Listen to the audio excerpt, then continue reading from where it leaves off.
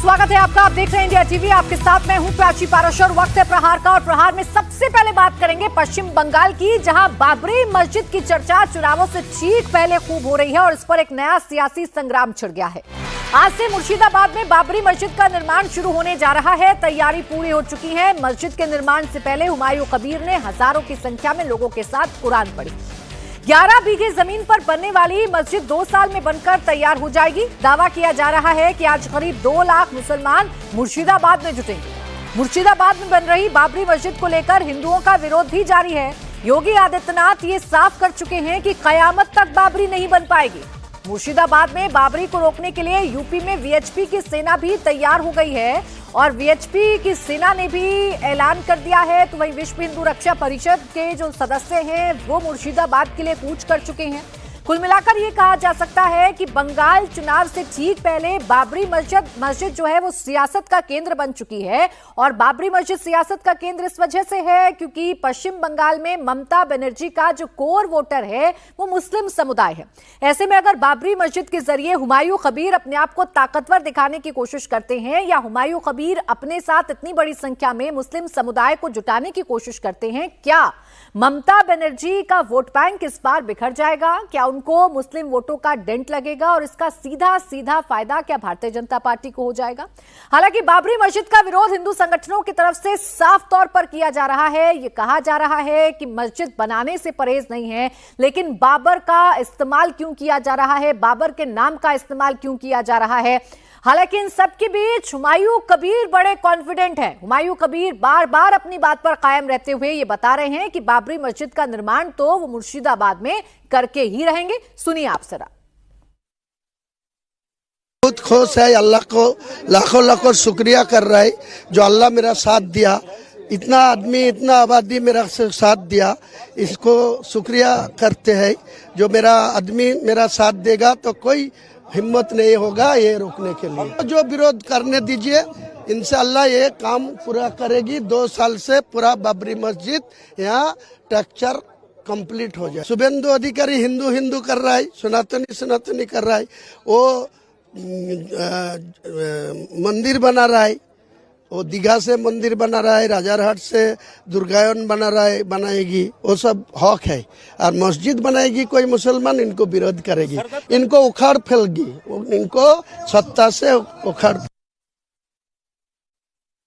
पिछले 6 दिसंबर को ईंट लाने की जो सिलसिला शुरू हुआ था वो आज भी जारी है। जैसे कि देखा जा रहा है कि बाबरी मस्जिद निर्माण के लिए मुसलमान समुदाय के जितने भी लोग हैं वो ईंट अपने हाथ पे, अपने कंधे पे, अपने माथे पे उठाकर लेकर आ रहे हैं और अलग अलग जिलों से ये पहुंच रहे हैं मुर्शिदाबाद के बेलडांगा में, ताकि जल्द से जल्द बाबरी मस्जिद का निर्माण हो पाए। यहाँ पर काफी सारे लोग आ रहे हैं। दादा, आप कहाँ से आ रहे हो? डोमकल से। डोमकल, मुर्शिदाबाद। तो क्या कहना चाहोगे, बाबरी मस्जिद बन रहा है? इंशाल्लाह बहुत खुशी का खबर है, इसीलिए बस क्या है। क्या चाहते हो, कितना जल्दी मस्जिद कंप्लीट हो? जितना ताड़ाताड़ी होगा, जितना जल्दी होगा उतना। दादा, आप कहाँ से आ रहे हो? दमकल से। डोमकल। क्या कहना चाहोगे, यहाँ पर बाबरी मस्जिद बन रहा है? हाँ, बहुत अच्छा लगता है। अच्छा, जो ताड़ाताड़ी हो जाए ताड़ाताड़ी भाव लगे, जितना जल्दी हो पाए। यहाँ पर हुमायूं कबीर का जैसा दावा है कि लगभग 2 लाख लोग आज यहाँ पर आएंगे। तो ऐसे ही लोग यहाँ पर आ रहे हैं और अपने हाथ पे, कंधे पे ईंट लेके आ रहे हैं ताकि जल्द से जल्द बाबरी मस्जिद यहाँ पर बन सके। बाबरी मस्जिद के लिए मुर्शिदाबाद को ही क्यों चुना गया? तो इसके पीछे सीधे वजह यह है कि मुर्शिदाबाद में 22 विधानसभा की सीटें आती हैं और 2021 के चुनाव के रिजल्ट अगर आप देखेंगे तो 22 में से 20 सीटें टीएमसी ने जीती थी, 2 सीट पर बीजेपी सिर्फ कमल खिला पाई थी। ऐसे में ये नया प्रयोग है जिससे ममता बनर्जी को क्या नुकसान हो सकता है। हालांकि इस बाबरी मस्जिद का विरोध लगातार किया जा रहा है और हिंदू संगठन विरोध कर रहे हैं। सीएम योगी ने भी कहा है कि बाबरी के नाम पर मस्जिद का सपना कयामत तक पूरा नहीं हो पाएगा। हम लोगों ने कहा था ना कि रामलला हम आएंगे, मंदिर वहीं बन गया ना, मंदिर अयोध्या में। कोई संदेह है?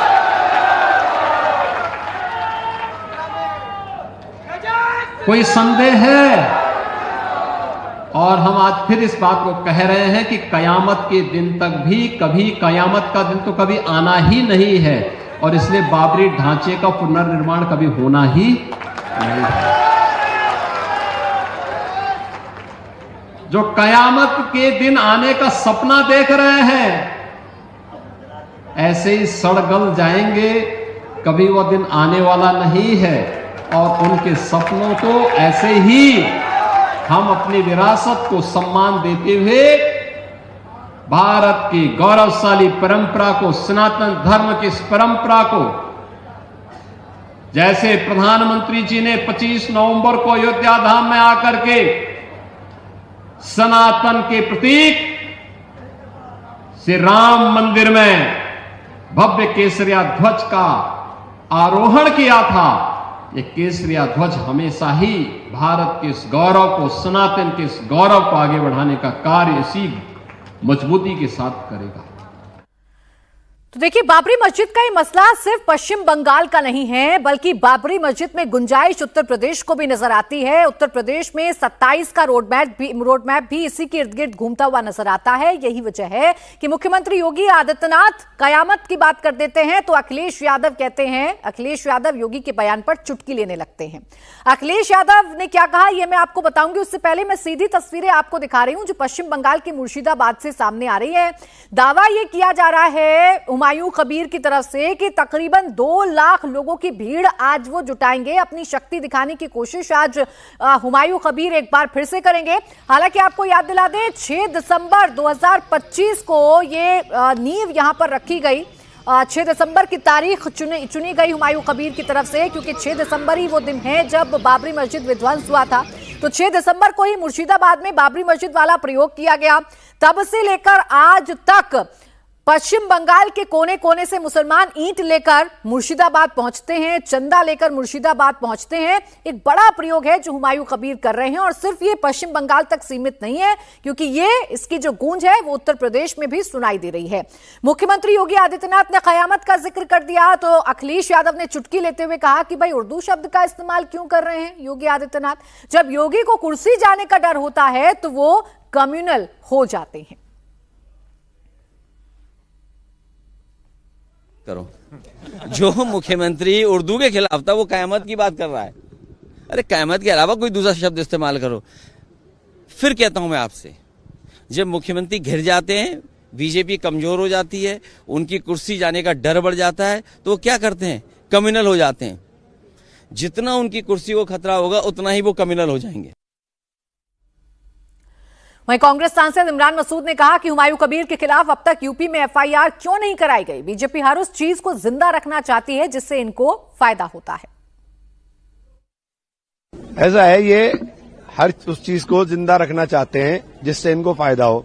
वो अपना जो इनका पिट्ठू है बंगाल का, जो 2019 में इनके झंडा लेकर के चुनाव लड़ रहा था और जिसने ऐलान किया मैं बाबरी मस्जिद बनाऊंगा, उसके खिलाफ एक्शन क्यों नहीं लिया गया, क्यों एफआईआर नहीं कराई अभी तक। उत्तर प्रदेश के अंदर आप बाहर के लोगों की एफआईआर करा दे तो अपने यहाँ कराओ एफआईआर उसके खिलाफ एक्शन लो तुम, कि तुम्हारे क्षेत्र के अंदर कम्युनल टेंशन पैदा करने के लिए वो काम कर रहा है। नहीं करेंगे क्योंकि ये उनका ही टट्टू है। राम का तो पेटेंट करा लिया इन्होंने, यही है, इनके ही है राम। अरे राम तो कण कण में है, राम है हर आदमी के मन में। तुम कहाँ राम की बात कर रहे हो? राम के आदर्शों को मानते तो ये काम ना करते। पश्चिम बंगाल से ज्यादा चर्चा तो उत्तर प्रदेश में बाबरी मस्जिद की हो रही है, क्योंकि बात अब अयोध्या वर्सेस मुर्शिदाबाद की जा रही है। और अयोध्या वर्सेस मुर्शिदाबाद की लड़ाई में उत्तर प्रदेश से ही हिंदू संगठन कूच भी कर रहे हैं। विशाल मेरे सहयोगी इस वक्त हमारे साथ जुड़े हुए हैं, लखनऊ से सीधा उन्हीं के पास चल लेते हैं। विशाल, मुर्शिदाबाद की तस्वीरें तो मैं लगातार अपने दर्शकों को दिखा रही हूँ, नींव भरने का काम किया जा रहा है, बड़ी संख्या में मुस्लिम समुदाय के लोग इकट्ठा हो रहे हैं। इसका विरोध लखनऊ में किस तरीके से किया जा रहा है?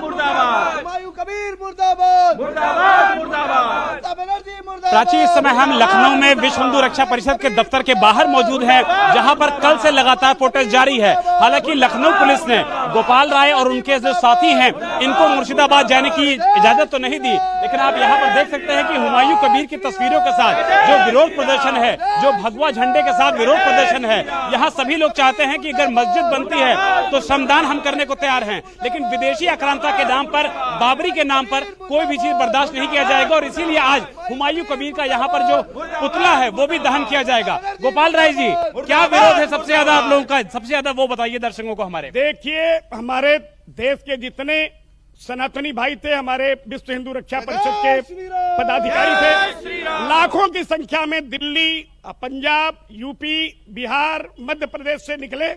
जगह जगह उनको रोका गया। कानून व्यवस्था ध्वस्त होने की बात को प्रशासन ने कहा। हम लोगों ने बड़ा सहयोग किया, सब लोग सकुशल वहां रुक गए। लेकिन हुमायूं कबीर लगातार बोल रहे हैं कि भाई वो मुर्शिदाबाद है, अयोध्या नहीं है। देखिए, मुर्शिदाबाद कहाँ है? हमारे देश में है। वो कानून हमारे देश का ही वहाँ चलता है, बांग्लादेश नहीं है वो। और इसके चक्कर में न पड़े, हम लोग निश्चित रूप से बाबरी मस्जिद नहीं बनने देंगे। आज हमारे 25,000 कार्यकर्ता वहाँ पे हैं और 50,000 पुलिसकर्मी लगे हैं बॉर्डर पे।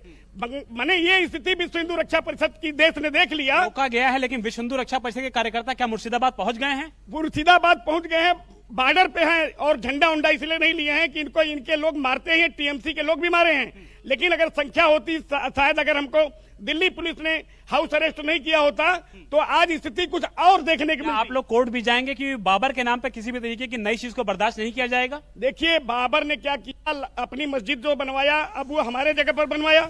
बनवाने के साथ साथ उसको पाने के लिए हमारे लाखों हिंदुओं ने अपने प्राणों की आहुति दी, जो हम लोग बर्दाश्त नहीं कर सकते।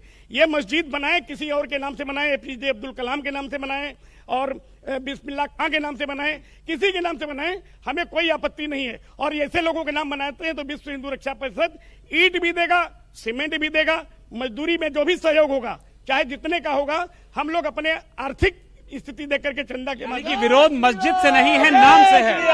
मैं मस्जिद की विश्व हिंदू रक्षा परिषद न विरोध करता है, न मुस्लिम समाज का विरोध करता है। विरोध ये करता है बाबर का। और बाबर को ये दिखा के क्या चाहते हैं कि लाखों हिंदुओं का फिर सफाया हो, कत्लेआम हो। क्योंकि जब ये ढांचा खड़ा करेंगे, हम लोग उसको फिर तोड़ने का प्रयास करेंगे सुप्रीम कोर्ट के माध्यम से। ये खड़ा करें, सुप्रीम कोर्ट हम लोग जा रहे हैं, सुप्रीम कोर्ट में आप लोग जाएंगे। आज पुतला दहन भी कर रहे हैं आप लोग हुमायूं कबीर का। आज मैं इसलिए पुतला दहन कर रहा हूँ कि जगह जगह कानून व्यवस्था को देख करके सरकारों ने रोक लिया, तो हम अपना यहाँ पर एक पुतला दहन के माध्यम से हम अपना विरोध प्रदर्शन कर रहे हैं। बाकी आपने सुना गोपाल राय को, जो बता रहे हैं कि किस तरीके से उनका विरोध प्रदर्शन जारी है। भले उनको रोक लिया गया है, लेकिन उनका विरोध प्रदर्शन जारी रहेगा। मस्जिद के नाम पे किसी भी तरीके की आपत्ति नहीं है, विदेशी आक्रांता बाबर के नाम पर उनको आपत्ति। और इसीलिए आप देखिए, हुमायूं कबीर का जो यहाँ पर पुतला दहन की तैयारी है वो यहाँ पर कर ली गई है। और ये फिलहाल जो प्रोटेस्ट है वो थमने का नाम नहीं ले रहा है। उत्तर प्रदेश में जो राजनीति है, बंगाल में चल रही है, उसका सीधा और माकूल जवाब दिया जा रहा है उत्तर प्रदेश की राजधानी लखनऊ से। बिल्कुल ठीक है विशाल, हम तस्वीरें भी देख रहे हैं और तस्वीरों को देखकर अंदाजा लगाया जा सकता है कि विश्व हिंदू रक्षा परिषद इस मुद्दे को उठाए रहेगा। जरूरत पड़ी तो कोर्ट भी जाएगा। हुमायूं कबीर का पुतला दहन भी आज लखनऊ में किया जा रहा है। तो दूसरी तरफ मुर्शिदाबाद से जो तस्वीरें सामने आ रही हैं, चूंकि 12:55 का समय है जब निर्माण शुरू हो जाएगा, तो मुर्शिदाबाद में बड़ी संख्या में मुस्लिम समाज के लोग इकट्ठा हो रहे हैं और बाबरी मस्जिद को लेकर अपनी उत्सुकता जताते हुए नजर भी आ रहे हैं। लेकिन विशाल, ये सियासत पश्चिम बंगाल की है, जगह मुर्शिदाबाद पश्चिम बंगाल की है, नेता पश्चिम बंगाल के हैं, लेकिन नाम बाबरी है जो सीधे सीधे अयोध्या से जुड़ जाता है। और इसीलिए मुख्यमंत्री योगी आदित्यनाथ भी कहते हैं कि कयामत तक बाबरी मस्जिद वाला प्रयोग सफल नहीं हो पाएगा। शुक्रिया आपका विशाल, तमाम जानकारी के लिए।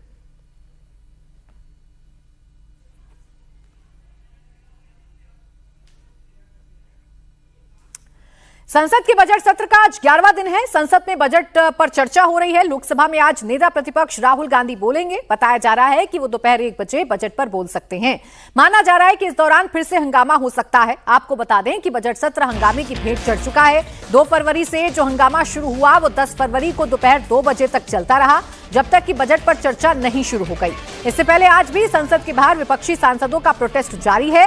हाथों में पोस्टर लेकर विपक्ष के सांसद प्रोटेस्ट कर रहे हैं और ये गतिरोध अब तो नो कॉन्फिडेंस मोशन तक पहुंच गया है। लोकसभा स्पीकर ओम बिरला के खिलाफ 118 विपक्षी सांसदों ने हस्ताक्षर करके नो कॉन्फिडेंस मोशन लेकर आए हैं। हालांकि वो नो कॉन्फिडेंस मोशन में कितनी त्रुटियां हैं इसको लेकर एक अलग बहस है, लेकिन फिलहाल विपक्ष भी सरकार के साथ आर पार के मूड में नजर आ रहा है। Speaker has the right to take the decisions. That is Speaker's decision. How can I comment on that? It's okay. Sir, General Narwane has posted on X that the status of the book release stands what the Penguin is saying. Penguin publishers are saying. So, and BJP is seeking apology from Rahul Gandhi for quoting that unpublished book. I don't understand how much scared they are showing on this issue. Why they are afraid of all these things? We are not afraid.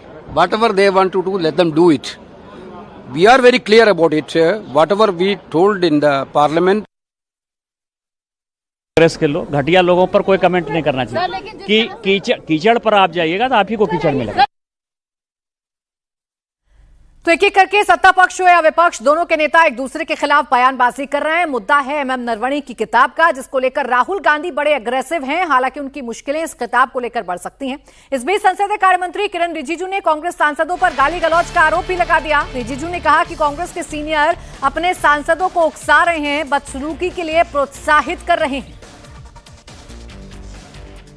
जिस कांग्रेस के MPs जब घुसे तो मैं भी वहां गया, और जो गाली गलौज किया स्पीकर के साथ, वो तो मैं आपको बता नहीं सकता हूं।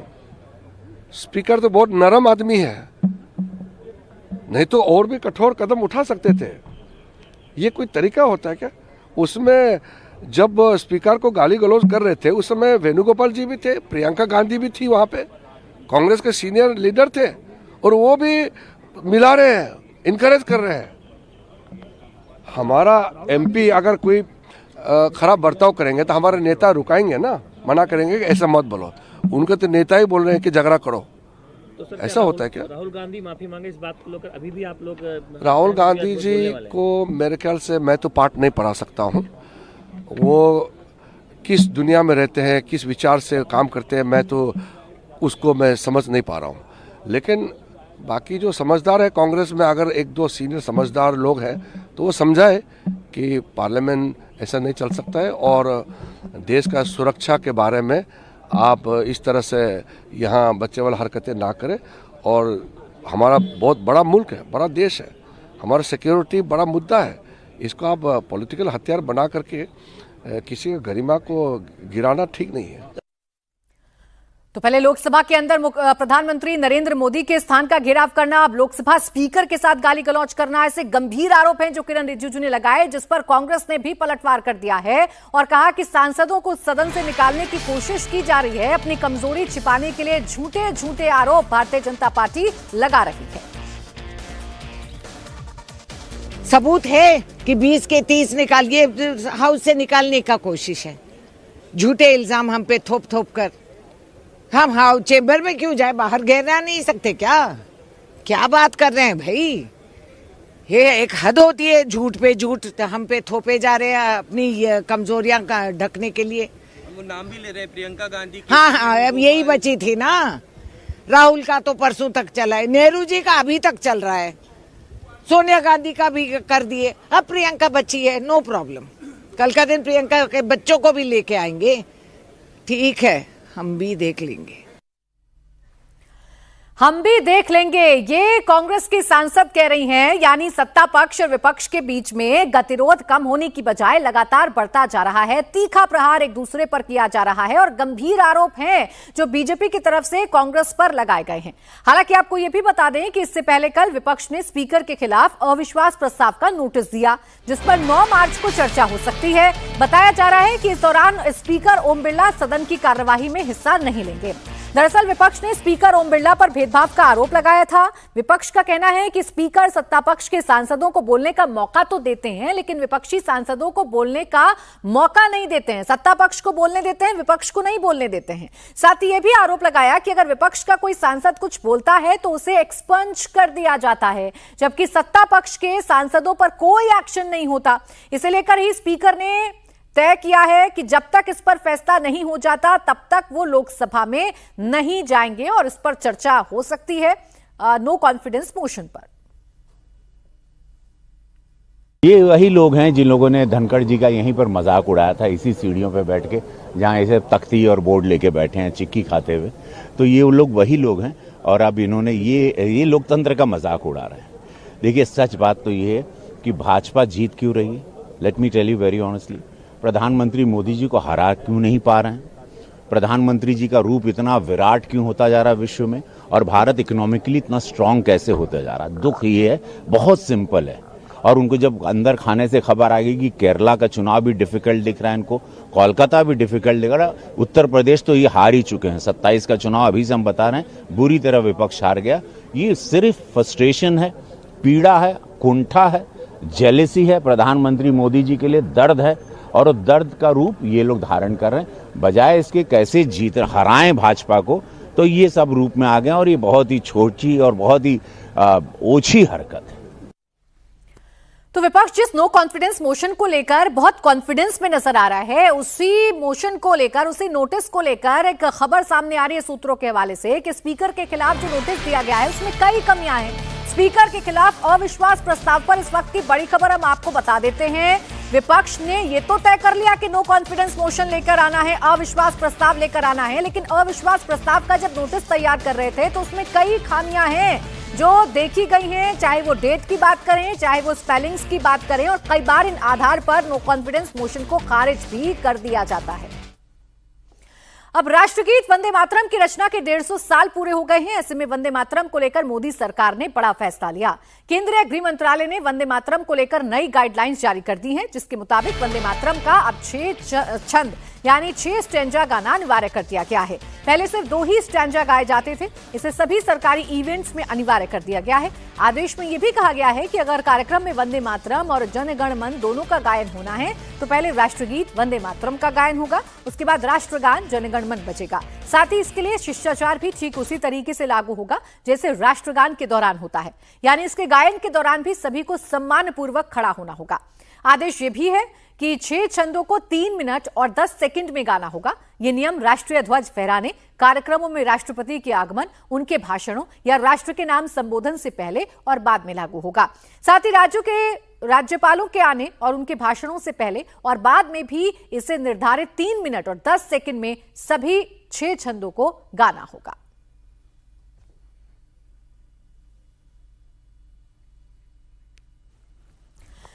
तो वंदे मातरम के 150 साल पूरे होने पर यह बड़ा फैसला है जो सरकार की तरफ से लिया गया है। राष्ट्रगान के साथ ही अब राष्ट्रगीत भी गाया जाएगा। जो सरकारी कार्यक्रम है, खासकर राष्ट्रपति के जो कार्यक्रम होंगे, जो प्रोटोकॉल होता है, राष्ट्रगान होता है, उससे पहले राष्ट्रगीत भी अब गाया जाएगा, और वही प्रोटोकॉल होगा जो राष्ट्रगान के तरफ होता है, राष्ट्रगान के दौरान होता है। सम्मान पूर्वक खड़ा होना होगा, और बड़ी बात यह है कि सभी 6 छंदों को, सभी 6 स्टैंजास को गाना होगा।